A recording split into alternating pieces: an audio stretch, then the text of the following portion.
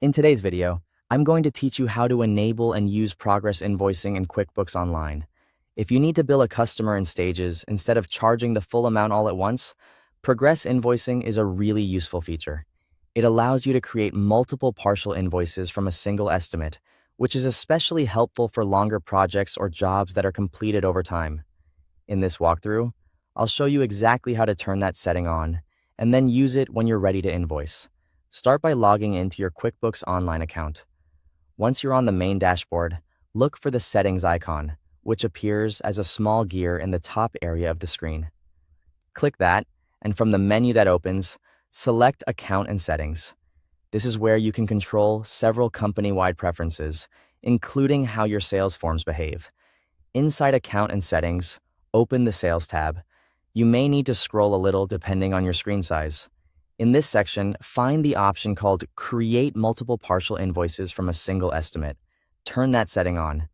This feature is what enables progress invoicing, so it's important to make sure it's activated before you try to invoice from an estimate in stages.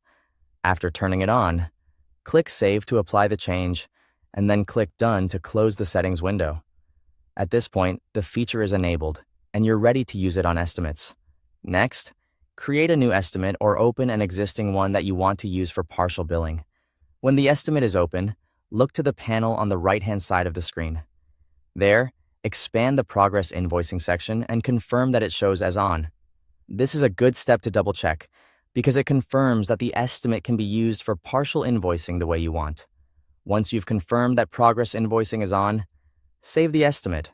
Saving at this stage helps ensure that all your changes and settings are properly attached to that transaction before you move forward.